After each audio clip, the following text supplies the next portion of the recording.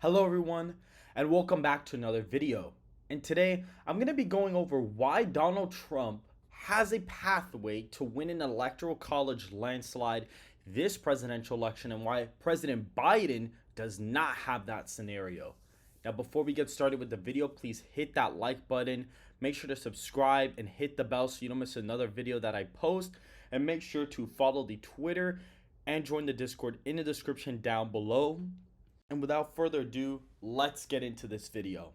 And so guys, right now I am showing you guys a hypothetical landslide scenario for Donald Trump. So as of right now, Donald Trump is up by 2 points in the one to the head-to-head matchup, and in the five-way race he's up by 2.7. So it adds a little bit to his total, but it's practically the same lead. Now, in this landslide scenario, the polls are probably underestimating him, which do I think they are? Probably not. I'd actually say that the polls may be overestimating him right now, just because of the fact that it is a little absurd seeing the lead. I mean, as of right now, I'd say that, okay, maybe it is like it is a little bit of an overestimation, but if we get to June or July and the polls still look like this, then they're basically either accurate or they'll probably underestimating him as of right now. And so for the sake of the video, let's say he gets underestimated by the same amount he did in 2020. So that was like a 2.4, 2.5 miss. So he'd basically be hitting almost a 5-point victory in the popular vote, which is a humongous popular vote victory. Guys, in 2020, the former president lost re-election not by 7 million votes like people are claiming, saying, oh my God, MAGA has no chance. No, guys, he lost by 43,000 votes in 3 swing states: Wisconsin 20,000, Georgia like 12,000, and Arizona he lost by 11,000 in those states. And the reason why I had to make this distinction, guys, is because people usually say, oh, well, Biden won the popular vote by 7 million votes, so it was a massive victory. No, it was not. Wisconsin, Georgia, and Pennsylvania were both decided by under 50,000 votes each and less than a point. So if Trump would have won those states, he would have actually won through the House of Representatives. He would have tied in the Electoral College and been able to win through the House of Representatives. He was only 43,000 votes away. And this is with Biden being at a 52% approval rating, right? He's at 52%. Donald Trump was down in the aggregate by 7.2%, something like that. Like the day before election day, he was down by 7.2% in the aggregate. Everything was going against him that year. He had a pandemic. He had an economy that was recovering. He had everything going wrong for him, and he still only lost by 43,000 votes. And today I'm here to make the case that Donald Trump can actually win in a massive 2008 style electoral college landslide. However, Biden wouldn't necessarily be able to do that. And we're going to go over that right now. And so for this scenario, we're going to go over the Trump landslide scenario first. So as of right now, we're going to be going over these solid Republican states. You can see that these are traditionally Republican states. As of right now, we're going to say for the sake of the video that Trump is polling, basically in the R+5 national environment, which has been in multiple polls, by the way. Multiple polls have had the popular vote anywhere between 3 to 8, even 10 points for Trump. And so it's not an outlier to say that he can possibly win by 5 points. Again, not an official prediction, but as of right now, in this kind of scenario, I would actually see the state of Ohio go Republican by over 15 points. It'd probably be close to 20 in this scenario. I also see the state of South Carolina going safe Republican. Florida is completely gone for Democrats. Texas would be completely gone for Democrats as well. If you look at these states in 2020, Trump was able to win Texas by 5 points in a scenario where he was losing the popular vote by 4.5. So if you were to shift the popular vote 9 points to the right, essentially, yeah, well, actually it's more, because you're shifting from 4.5 to 5.5, and then you're at a +5 national environment. So the state would actually barely be R+15. These trends would probably continue. The suburbs would actually probably swing back a little bit, maybe not necessarily super crazy margins. However, I think that they would swing back by a couple of points each. And so that is the reason why Texas would be safe. Florida, Miami-Dade at that point would end up being like over a 10-point win for the former president. The former president would probably end up winning by over 10 points in Miami-Dade, which would be like a 15-point shift. He'd win Duval back. He'd win Pinellas County back. He'd possibly even win Osceola County. He'd win Seminole for sure. Even Orange County would be competitive. He might even be able to get this within a couple of points. Leon County might get close. He'd win West Palm Beach County. He'd win Miami-Dade. He'd probably even get Broward really close and possibly even win Hillsborough County. He'd actually probably be able to win that by a few points in that scenario. And I'd see Florida probably being like a almost plus 20 state in this scenario. Now we're going to keep going. Alaska would be safe. Maine second would be safe in this scenario. And so that gives the former president 219 safe electoral college votes. Now, for the safe Democratic states, I think President Biden probably wins D.C., Maryland, Massachusetts, and Vermont by a safe margin. And that's literally it. He gets no other safe states. These are the only states that vote for him by over 15 points in this electoral college scenario. For the likely Democratic states, California would be included in this scenario. Connecticut, Rhode Island would also be included in this scenario as well. And that's basically it. That's literally it. Maybe Maine's first possibly would be included in the likely category, but that's about it. That's literally it. And Washington would probably be included in that electoral college scenario. Now, for the likely Republican states, you're going to have quite a bit of them. Wisconsin, Michigan, Pennsylvania, North Carolina, Georgia, Arizona, and Nevada would all go likely Republican next cycle. And there are many polls that have all of these states above a 5-point victory. Many polling has come out of here, maybe except for Wisconsin, that shows the state up by a lot of points. And the thing about Wisconsin, guys, is that the polling is always super off there by like anywhere from 6 to 8 points, sometimes even 9 points, depending on the poll that you're looking at. And so because of that, if Trump were to win the national popular vote by 5, he'd more than likely be able to win Wisconsin by 10.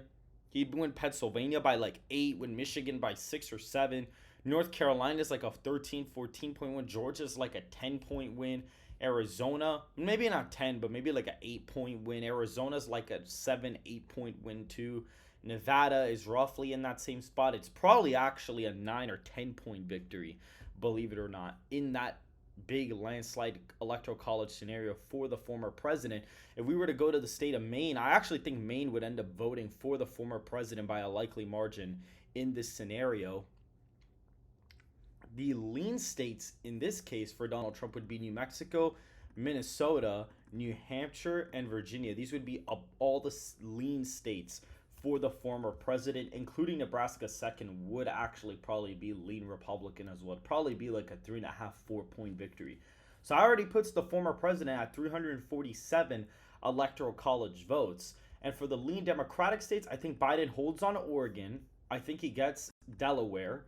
And he barely, and that's about it. That's literally it. I think maybe in this scenario, he probably holds on to New York by like a point, maybe 2 points. And that's it. That's literally it. In this scenario, if Trump is really winning the popular vote by 5, I think he does flip Colorado. Ever so slightly flips Colorado. It's really close, but I think he does narrowly flip it. And I think Illinois would probably be like a 1 or 2 point victory similar to New York. And New Jersey would be really close. And I think in this scenario, I think Trump would actually be able to take the state of Hawaii. There has been no polling data out of there yet, but I suspect the state to be about a 15 to 20 point win for the incumbent president as of right now. And I think some of the popular vote gains, if Trump were to win the popular vote by 5, I think would come, some of it would come from Hawaii. And so I think in this scenario, Hawaii would actually go Republican in this scenario, giving Donald Trump 361 electoral college votes to Joe Biden's, well, let me fix Illinois for a second, 177 electoral college votes. Now, you could call me crazy. You could call me insane. However, If Donald Trump, let's say, outperforms by 2 million votes, maybe 3 million, so it's getting like 76, 77, which is not impossible. If Biden, guys, Red Eagle Politics had put a kind of sheet together showing what incumbents get in the popular vote according to their approval rating. So Donald Trump had a 46% approval rating and got almost 47%. Obama had a roughly 53% approval rating. He ended up getting 51%. Biden is sitting at below 40%. So if Donald Trump, let's say, and this is including the third party candidates, by the way, let's say Donald Trump were to get like 44, 45 because some third party candidates take away from him, right? If Biden gets roughly around where his approval rating is, which is 38, 39% of the popular vote, you could see the former president easily win the national popular vote by 5. It's not impossible. RFK would probably get like 8% of the popular vote. Cornell gets like maybe 2. Jill Stein gets like 2. Something like that. And you also have no labels running, by the way. And usually when you have third parties, Colorado is more prone to flipping. Minnesota is more prone to flipping. Maine is more prone to flipping. New Hampshire is more prone to flip. Even Virginia is more prone to flip, including New Mexico. And maybe you could even make the case for Hawaii as well. Guys, if you look at 2016, Colorado was closer to New Mexico because there was a really high third-party vote share for Gary Johnson there. Donald Trump only underperformed percentage-wise by like less than 2 points. He did a little bit less than 2 points worse. So if Biden gets like, 45, 46, 47% of the state and Trump's getting like 48, it's not impossible for that to really happen. Even here, he was getting 43 and Clinton was at 48. It's not impossible for him to end up losing the electoral or winning Colorado. It's really not. He could probably get 45% and probably win Colorado. In Minnesota, he was sitting around 44% and lost it by a point. And if you look at the primary turnout there for Biden, it's looking really bad in that state. Really, really bad. You have a lot of uncommitted voters. You have a lot of voters voting for the other two candidates.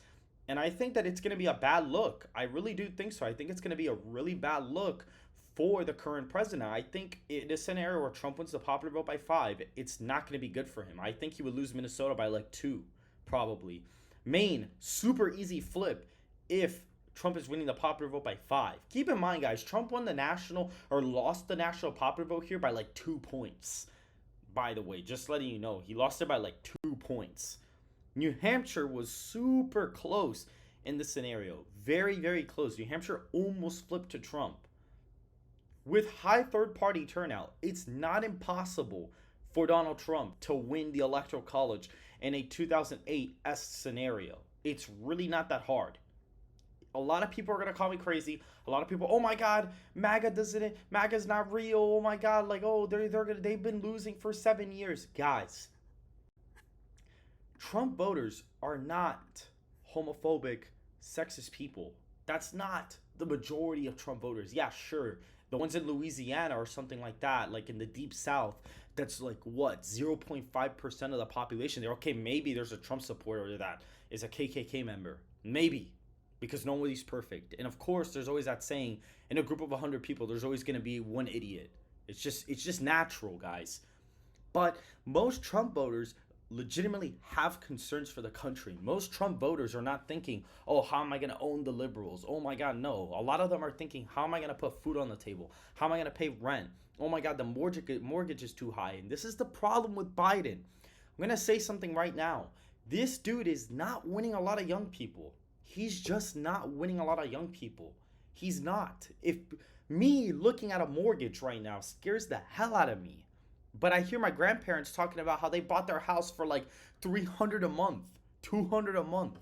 Like, it is ridiculous how much prices for housing has gone up. And yes, it's normal for it to go up because naturally the dollar was going to inflate. But at the rate it is right now, it's ridiculous. I wouldn't be able to afford a house for shit.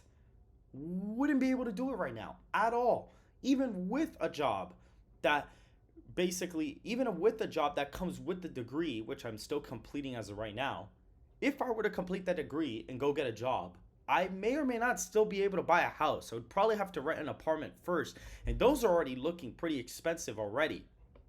Not only that, Biden has gone into disparage of the middle class and said, "Oh, we're gonna raise taxes on the rich because the percentage share is unfair." But you gotta understand, the 8% that or 6% that a billionaire or a millionaire pays is way higher in a raw amount than the 3% or a 4% that our average citizen pays. Just because the percentage is higher for the upper class doesn't mean that it's a smaller number that they're paying, even with all the loopholes that everybody tries to find, which, to be honest, I don't even blame some of them, because the government does not know how to spend the money, clearly doesn't know how to spend it.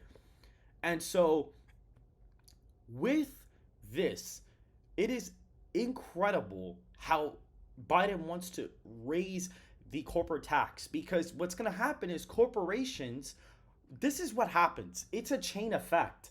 When there's a government comes along and said, "Oh, we're going to raise taxes on the rich," what happens is then that basically motivates the corporations to go to politicians at the local level and start influencing them more. If you were to lower taxes, which Trump did do for all classes of Americans, not just the top 1% that the president claims, if you do that, it incentivizes everybody to do business. It makes corporations feel like the government is trying to at least maintain their support, at least help them. Not in a illegal way or a corrupt way, but okay, like, I can do business here, my government's gonna have my back. A lot of people don't understand that. And so I think because of that, you're gonna see a lot of people, a lot of younger people end up voting for Donald Trump. I think you're going to see Donald Trump almost win the 18 to 29-year-old vote. I think he's going to possibly end up almost winning it. I don't think he's going to outright win it. I'd be shocked if he does. But I think he's going to get within 10 points, or maybe 15 points. And Biden won that group by like 30 points in 2020. He ended up winning independents by like 18, and now Trump leads independents anywhere from 5 to 15 points. So the independent vote has basically flipped on its head. And the reason why you're seeing much bigger leads for the former president right now is because of the fact that last cycle, when the independents were plus 18, Biden barely won the election. But now if independents are plus 17 for Republicans, it's going to be even worse. That's the thing that people don't understand. That's the thing that people don't get. And guys, if we were to hypothetically start out here, right? This is Biden's map from 2020. If Trump were to just get the votes he needed in these states, it's already over. It's over. And guys, right now, with the border crisis, Texas will not flip. So will none of these Republican states. The only state that I'd actually say that maybe 1-2% chance that could flip, maybe two states that it's a miracle if they flip, is Utah and Alaska. Those are the only ones I could think of. And that's just because of the fact that Utah really just doesn't like Trump, first of all. And Alaska is starting to trend pretty Democrat.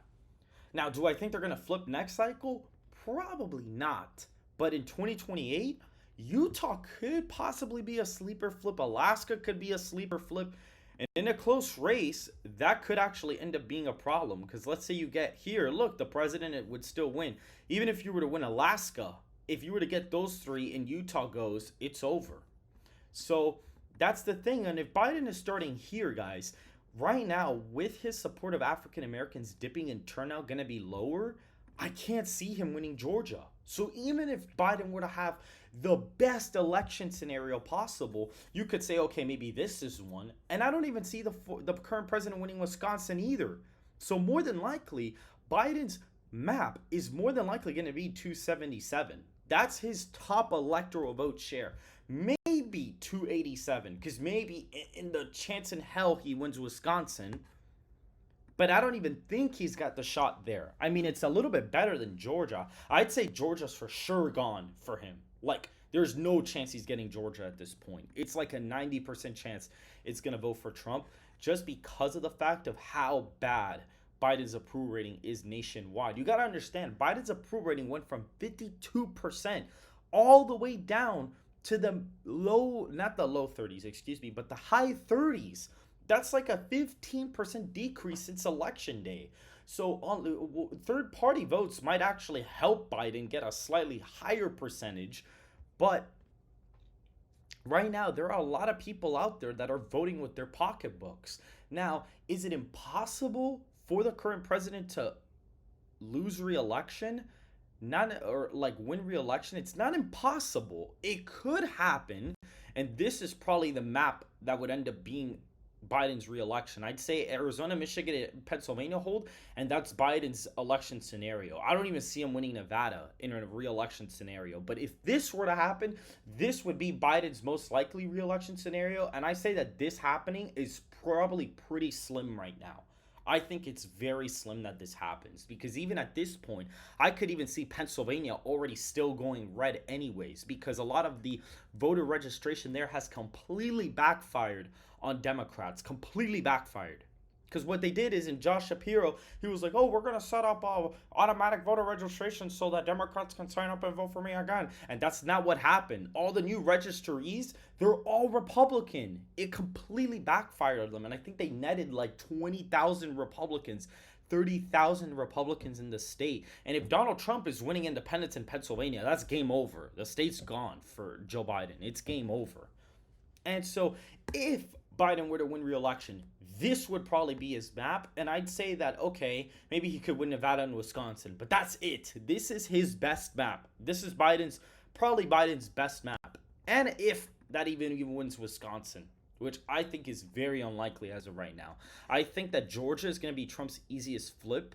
Even in a night where he does bad, I still think he wins it by like a point.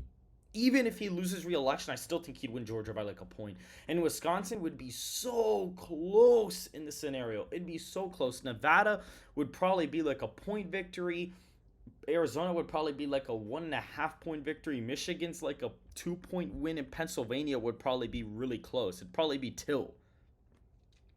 So in that scenario, the current president barely ends up winning because he's lost ground with so many voters that are important to the Democratic coalition. Yes, he's gaining a little bit here and there with boomers, but that's because some of them have already paid off their mortgage and they're more like traditional and stuff like that, and they're worried about how, oh my god, he used the word illegal instead of using the word undocumented or whatever the case is.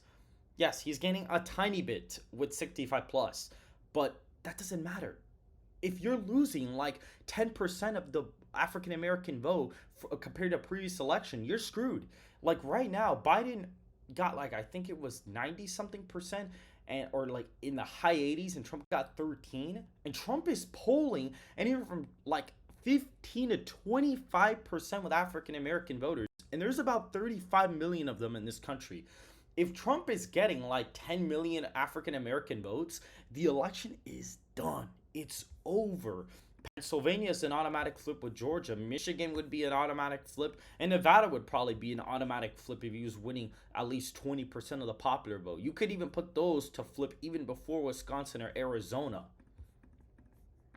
The only way, another way I could see Trump losing the election is if he loses Wisconsin, Michigan, and Pennsylvania.